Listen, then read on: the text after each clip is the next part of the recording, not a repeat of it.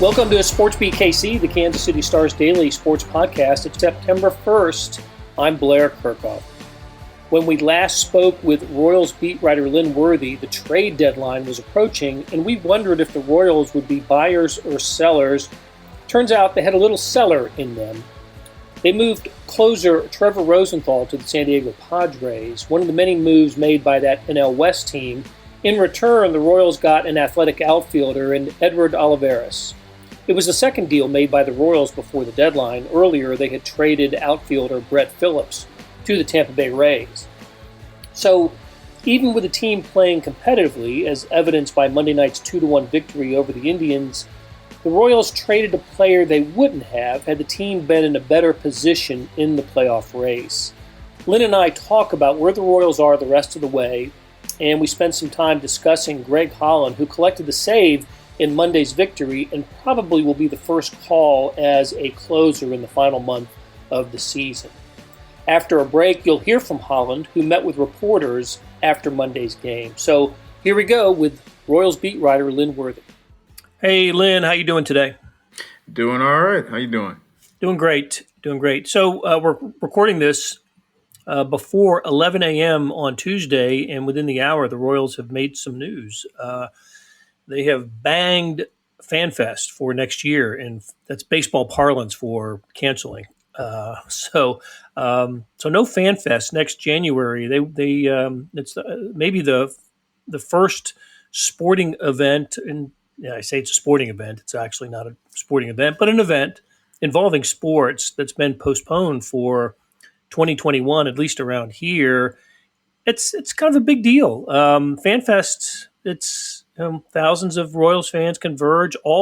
It's kind of the first time all the players are together, and the manager before spring training begins. So that's kind of a little bit of a loss, isn't it? Yeah, and it's one of those moments where, they usually try to plan for, introduce a new signing or, somebody coming back. I mean, you look at this past year, and that was where they made it official that, Gordo was going to come back for another year, Alex Gordon. Right. This year they also had that was when they had the, Salvador Perez officially took his vows of citizenship, and they did that at FanFest. So, and it's usually, I'm trying to think the year before, new additions. I think Chris Owings. I'm trying to remember if Billy Hamilton. I don't think Billy Hamilton was there the year before, just because I think he had some troubles getting in. But usually that's, if you make an addition, somebody, either right after the winter meetings or something like that, you're going to roll them out of FanFest, introduce them to the fans and the media, that sort of thing. And your first, first in-person chance since the winter meetings, which this year I don't think there's really going to be any sort of formal winter meetings, but it would be your first chance to have time with the GM and the manager and everybody to sort of talk about the upcoming season. Right. The Royals did announce that they have scheduled the FanFest for 2022. They released those dates, January 28 and 29, but no FanFest for 2021, which this past January was the week of the Super Bowl, as I recall. It was the weekend, heading into the week of the Super Bowl. The Super Bowl was on February 3rd, so you got FanFest one weekend, and then off to Miami to watch the Chiefs in the Super Bowl. I also remember a couple years ago they brought Bo Jackson back, and he attracted a huge crowd at FanFest. It was one of his first Kansas City appearances since that I can remember. I mean, since leaving the Royals, and was just a wonderful moment, and to see him, the fans remembered him warmly, and it was just a great moment. And so nothing like that for fans this year, but there is baseball to talk about. And let's, Lynn, when you and I talked last, we were wondering about possible trades, because the trade deadline was approaching, and we talked about Trevor Rosenthal among other players. Not sure what was going to happen. Turns out something happened pretty soon after we talked. Dealt to the San Diego Padres, who are making a ton of deals these days to try to get a playoff spot. What's the bottom line on the Trevor Rosenthal trade to San Diego and the return? And was it a signal that by dealing their closer that the Royals are looking ahead more to the future than a playoff spot this year?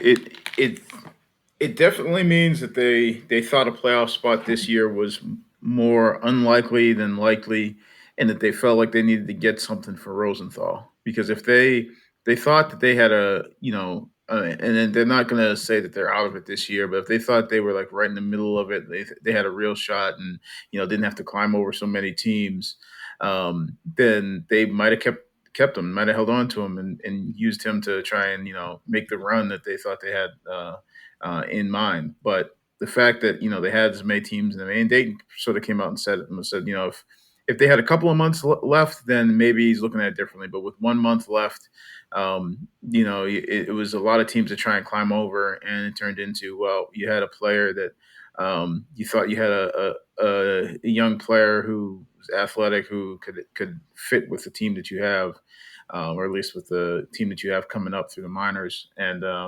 you had to sort of make that move and say, all right, we'll add this guy, as opposed to holding on to Rosenthal in a season that you don't think you can necessarily make a run, and then you run the risk of losing him for nothing in the offseason. So Rosenthal had 3.29 ERA, 21 Ks in 13 and 2/3 innings this year. Really had reestablished himself, or was on the way to reestablishing himself after being a dominant closer with the Cardinals, and then comes back to his hometown, right, and in Kansas City, and does a really nice job playing for a manager that coached him in St. Louis, and expressed all the kind of warm feelings about being Lee Summit guy being back in Kansas City. And also, one thing that I noticed in the aftermath of the trade was, not ruling out the possibility of him returning to Kansas City and playing for Mike Matheny again someday. You think that's a possibility? Yeah, I think it's definitely a possibility. I mean, he's a Scott Boras client, and so Boras has that reputation of getting the most for his guys when it comes to free agency, and not really necessarily taking a whole lot of discounts. But at the same time, before he was traded, Rosenthal was pretty adamant that he wanted to be in Kansas City, and that he thought this team had a chance to make a run. When he signed originally on the minor league deal, he talked about his relationship with Mike Matheny being a big part of the reason that he wanted to come to Kansas City. And then, as we found out, Alex Gordon actually said that they made it known to him, as they sent him off, because I guess they found out shortly before the game that on Saturday that he was going to get traded, and they, basically let him know that they wanted him back, and that they gave him a warm send off, even though he was the guy who was only there for less than a full season, and not even a shortened season. He was there for a few months actually in the clubhouse, if you take out the hiatus there. But yeah, they made it known that they want him back, and it sounded like he was at least receptive to that, to the other players. So it was also sort of interesting was that Gordon was relaying this and saying that we want him back next year, which, and I think Gordon, but I know Gordon, I've written that Gordon said that he's, hoping to play a couple more years, but he wasn't saying, they want him back, or hopefully he comes back. He's like, we want him back next year, which is also kind of interesting. Right. Well, tell us a little bit about Edward Olivares. Am I pronouncing that right? Who the Royals got in exchange for Trevor Rosenthal? Yeah, he's an outfielder, right-handed hitting outfielder, which Dayton mentioned it specifically because if you look at some of the guys the Royals have in the upper levels of the minors, or some of the guys who are right on the cusp of the major leagues, I mean, whether that's Nick Heath, who's left-handed, Khalil Lee, one of the top prospects, left-handed, Kyle Isbell, one of the guys who looked really good during spring training and spring training 2.0, another left-handed guy. So he's he gives you a little bit of a different look in that he's a right-handed guy.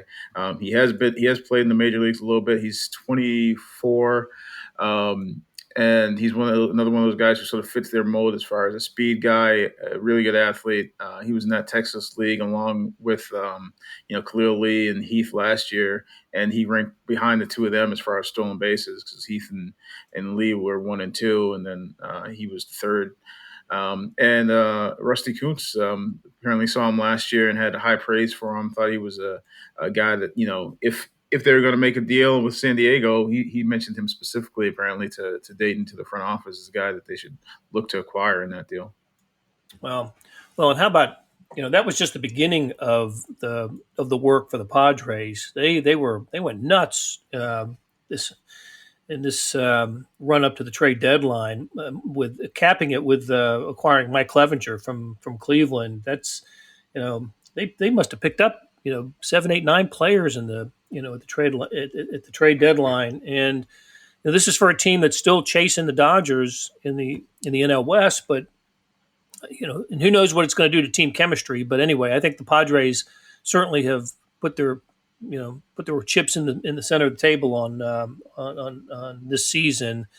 So in an expanded playoff season too. I don't know if they needed to do all this to make the playoffs, but I think it looks like they at least decided among themselves that they had to do this to maybe have some success in the playoffs. Yeah, it looks more like it's a not just a making the playoffs, because I mean, with the 8 teams, they it seemed like they were in position to make the playoffs. It's more about, at least it seemed more about advancing in the playoffs and trying to make a run and trying to potentially a second round matchup with somebody like the Dodgers, and have a chance to win something like that. They felt like they need to had some had some arms, had some add some depth, add somebody at the back end of the bullpen, because I think they had some injuries there, and they actually did it without. I believe the top 5 prospects were still intact. So with all the trades and deals they made, they didn't trade from that top 5 group of prospects and all that wheeling and dealing. Okay, so obviously the Royals lose their closer and guy who in Trevor Rosenthal, who has performed really well for him this year. That returned to that role, Greg Holland, at least for for one night. And boy, did he get the job done on Monday night against the Cleveland Indians. The Royals have returned home to open a homestand against it's the Indians and White Sox portion of the schedule now, as opposed to the Twins and Reds that we saw a little while ago. Really nice win for the Royals on Monday night. Holland closed it out. Is he going to keep that role for the rest of the year, or might we see a sort of a closer by committee? I wouldn't be surprised if it's closer by committee, but it sounds like it's going to be a day-to-day proposition for Matheny with the bullpen, and they've got a lot of guys that are. There's been some guys they've been careful with how they used him. Like Zimmer was a guy that they tried to make sure they put him in certain situations. He's had that injury history, and sort of last year had some command issues. So they were really trying to make sure they put him in spots where he could have some success. Excuse me, some success early on. But I think they're starting to take some of the gloves off there. And then you got some guys like Jesse Hahn, who, he's coming off of that elbow surgery that he missed a whole lot of time. And then he got a little bit of time last year. And then he missed time this spring training. He had a whole lot of things going on away from the field. He had the death of his mother. He had, his wife gave birth to a child. So he was gone. He was in and out and gone for the start of the season after a spring training. And we know the pitchers are, that's the big concern this year, is just with the starts and stops, the pitching schedule, and getting the arms ready and keeping pitchers healthy has been a big deal around baseball. You see all the injuries for pitchers this year. So they've had a lot of guys on top of just the workload. I mean, I think Scott Barlow pitched in his 20th game last night. So they're trying to, not run guys into the ground and try to, try to put guys in situations where they're not going to, sort of overload them. But at the same time, now it's they're trying to mix and match, because you don't have the horse at the end with Rosenthal. Ian Kennedy went on the IL after having pitched in some high leverage situations and had some up and down results there, but now he's not in the mix at all. So I think they'll be moving some guys around, but Holly will definitely be the guy that he's going to count on and lean on in big situations. And last night, obviously, they called on him in a 1-run game in the 9th inning.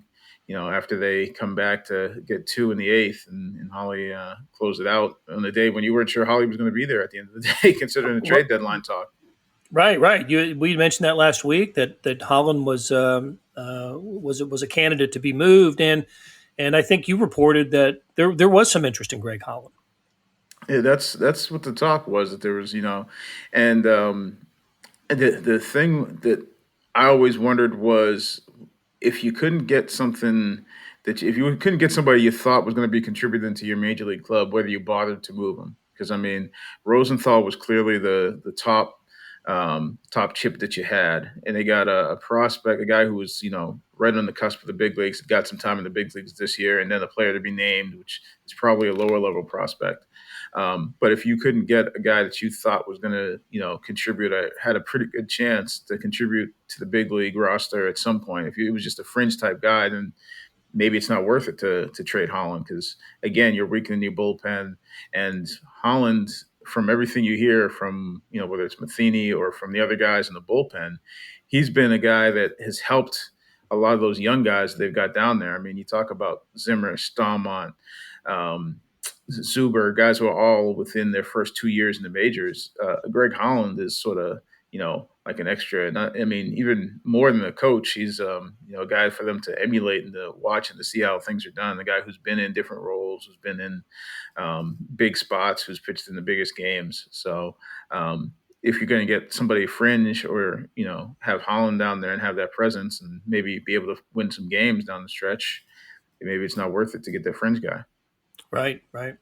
The Royals had been 0-18 in their last, after trailing after 7 innings. They won a game after trailing after 7 innings for the first time since September of 2019. Had lost their last 18 games in that situation. So, scoring 2 in the 8th, base hits by Bubba Starling, Maikel Franco, and Bubba Starling, and got him.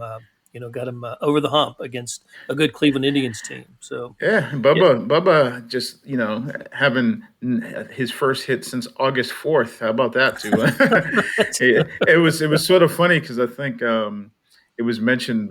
Jeffrey Flanagan from MLB.com mentioned it in the post game to Bubba, and we were joking about it afterwards because Bubba, I think he heard August 4th, and then just started laughing a little bit, and he had to have him repeat the question because I think once he realized, like, wait a minute, what? Did he repeat that question? Right? Yeah, he clearly knew that he hadn't had an at bat in a week because he'd been in the games, defensive replacement and pinch runner and that sort of thing. But it'd been August 23rd since his last AB because I looked it up, and I think he mentioned while we were talking to him after the game that it had been 7 or 8 days. So clearly he knew that he hadn't had an at bat in the game in more than a week. But I don't think he knew the hit part, or at least it startled him when he heard it. He did a good job too. He did. He was down 0-2 in that count and had taken 2 strikes that I thought were pretty hittable pitches, and battled back, I think, to 2-2, and then got the base hit up the middle. So a really nice at bat and a good moment for Bubba Starling. Also, so the Royals are going to go with six-man rotation the rest of the way. It's not clear if it's going to be the rest of the way, but at least for now, because they still have. About 2 straight weeks of games here with no off days. So at least through that stretch, at least that's the plan. Because you had Jacob Junis was on the IL when Matt Harvey first went into the rotation. Now Junis is off the IL, and for the time being, they're going to go out with the 6. So you've got the 2 rookies, Singer and Bubic. You've got Junis and Harvey, and of course Keller and Duffy. So you've got those 6 that they're going to not in that order, but you got those 6 that they'll be rolling out at least for the time being. Okay, yeah, Keller was terrific last night and won't pitch again until Sunday against the White Sox. So, all right, Lynn, great catching up with you, and we will talk to you again soon. Thanks for having me. Hey, it's Blair. We have a special subscription offer for SportsBeat KC listeners, unlimited digital access to the Kansas City Star's award-winning sports coverage. Sign up now for 1 year of Sports Pass for access to all the sports news, features, and columns presented on the kansascity.com site, and it's only $30. That's a 40% savings off our regular rate. Your subscription will automatically renew after the initial term at $50 unless you tell us to cancel. Your subscription helps support the sports coverage of kansascity.com and the Kansas City Star, and that support has never been more important. Please visit kansascity.com/SportsBeatKC offer to get this special offer. And as always, thanks for listening. Hey, Holly, I know you're not an overly sentimental guy, but that's your first save as a Royal here in almost 5 years. Any special feeling about that, other than it gets you a W tonight? No, not really. For me, right now, I feel like the last 2-3 weeks we've really played a lot of games where I feel like we've should have won them and haven't, and we've just been grinding. We've stayed optimistic about it, and it's rewarding to see us come together there in the eighth and get some guys on and get some clutch hits, and kind of, I get that sense that at any moment we're going to catch some fire and build off that momentum. What was the key in the ninth there? Obviously, Naquin had that long at bat, and you kept battling him. And was that the important turning point there? Well, the turning point for me was the double, but it's just a mistake pitch. Fortunately, it stayed in the yard. I hate giving up. Obviously, anybody doesn't like giving up doubles, but especially when you're ahead in the count and there's a guy with power who can tie the game in one swing, and you make a mistake there. But we kind of worked through it. With Naquin, I don't know how much history I have with him, so I'm just trying at that point go with my strengths, make him hit a tough pitch, and then I had even less idea of the guy who hit next. I'm forgetting his name for some reason, but Naylor. But it's just one of those things where you get a quick scouting report, and you got to trust your own stuff, and our defenses can run stuff down out there, so we just kind of go with it and just keep making pitches there. With Rosie gone now, how much responsibility do you feel to step in and be even more maybe of a leader than you were back in spring training? I don't know. I mean, I do know the benefit of having a veteran presence around. I've said for a long time that I learned a lot from Soria my first few years when he was here, and then Jonathan Broxton. But it's not just sitting down and someone dropping a world of knowledge on you. I think it's being reliable, being somebody that can be trusted, and I just kind of would sit back, see their process, see their demeanor, see their routine, and you pick up stuff here and there when you can. But you do that with all players, and I think it's a really good mix of talent we have down there right now, and I think everyone's kind of hitting their stride. And we've pitched as a bullpen really, really well. Aside from 1 or 2 innings here or there. And it's, hopefully it'll translate into more wins than not here coming down the stretch.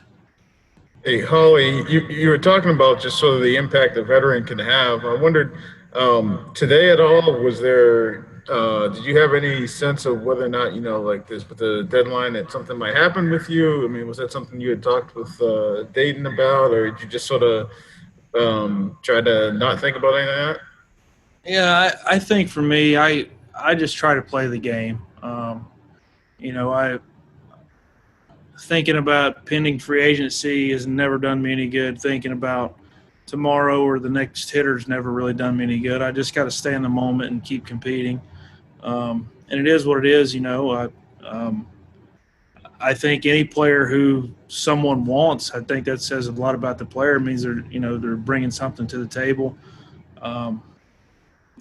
This at the same token, I can't really control that. I just got to go out there and pitch, and it's nice to be wanted if I was, but I'm really happy that I'm here, and I still think that this team's got a really good chance to win a bunch of games in a short window.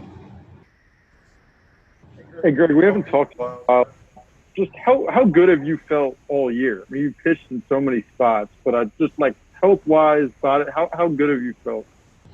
I felt good. It's some people say we've only played 40 games or whatever, however many we played, 35, but it's still September, and we've been pushing pretty hard through that quarantine. I know everybody was trying to be as close to mid-season form as we could be at the start. That being said, though, I've felt really good for the most part on a day-in, day-out basis. I'm recovering well. And Mike and Cal have done an incredible job of checking in with me. There's been a few times where they've made me take a day off. There's been a few times where I said, listen, I can pitch today if you need me, if it sets up that way. But I think that open communication is really good. And this training staff here with Nick and KT and Blum and Deluge, I think is, as good as it gets. So I credit a lot of my health personally over the course of my career to these guys. That'll do it for today. Thanks to our production staff of Derek Donovan, Randy Mason, Beth Welsh, Jeff Rosen, Chris Fickett, and Savannah Smith. Tip of the cap to Lynn Worthy for stopping by and talking Royals. You'll see some of his stories in the show notes and all of his stuff on kansascity.com. Hey, earlier in the episode, you heard me talk about the Sports Pass offer. It still stands, and it's still a good one, $30 for a year's worth of sports coverage, and that includes the Sports Extra that comes with the e-edition. There's more than 50 additional pages of national sports coverage today. Well, here's an even better offer. Buy the entire Kansas City Star product. Sports, news, features, commentary, and analysis, the whole thing. You get all the stories written by my talented colleagues, plus additional news, sports, and business coverage with the e-edition. The details are at account.kansascity.com/subscribe. That's account.kansascity.com/subscribe. And whether it's the Sports Pass or the full subscription, you're getting in supporting the best sports and news coverage in Kansas City and helping us produce programs like SportsBeat KC. Thanks for listening. We'll be back on Wednesday with another episode.